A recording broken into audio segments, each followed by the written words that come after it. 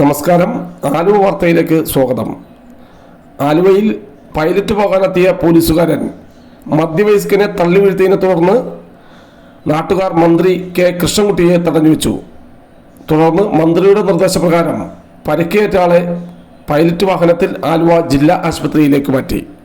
Thiruvananthapuram Thottakkad JR ഭവനിൽ ജോഷി എന്ന 49-കാരനെയാണ് വടക്കേക്കര സ്റ്റേഷനിൽ നിന്നെത്തിയ പോലീസുകാരൻ തള്ളിയിട്ട് പരിക്കേൽപ്പിച്ചത്. ബുധനാഴ്ച രാത്രി 9:15 ആലുവ റെയിൽവേ സ്റ്റേഷന് മുൻപിലാണ് സംഭവം.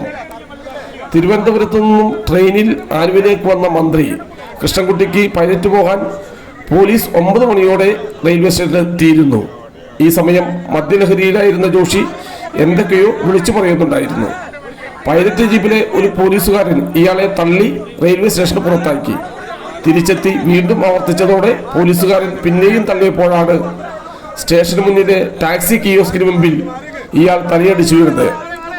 രക്തം വാർന്നതോടെ ഓട്ടോറിക്ഷ ഡ്രൈവർമാർ പോലീസിനോട് ആശുപത്രിയിൽ എത്തിക്കാൻ ആവശ്യപ്പെട്ടെങ്കിലും വഴങ്ങിയില്ല. ഒടുവിൽ മന്ത്രി എത്തിയപ്പോൾ നാട്ടുകാരും ഓട്ടോറിക്ഷ ഡ്രൈവർമാരും മന്ത്രിയെ തടഞ്ഞ് കാര്യങ്ങൾ ധരിപ്പിച്ചു. പോലീസ് ജീപ്പ് തടയുകയും ചെയ്തു. തുടർന്നാണ് മന്ത്രിയുടെ നിർദ്ദേശപ്രകാരം ഇയാളെ ജില്ലാ ആശുപത്രിയിലേക്ക് മാറ്റിയത്.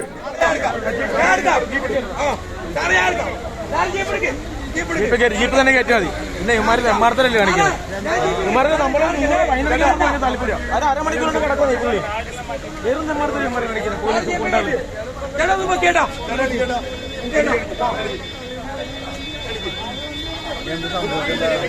ഇത് മന്ത്രിക്ക് എസ്കോട്ട് വാങ്ങാൻ പിടിച്ച് കൊണ്ടി വന്ന പ്രളാട് മെമ്പർ പിടിച്ച് തള്ളി ഇതിനല്ലേ വേറെ അടുത്ത് സംഭവിക്കളഞ്ഞു. എന്നെ പോരാനെന്തുവാ നമ്മള് മനസ്സിലും ചേട്ടാ.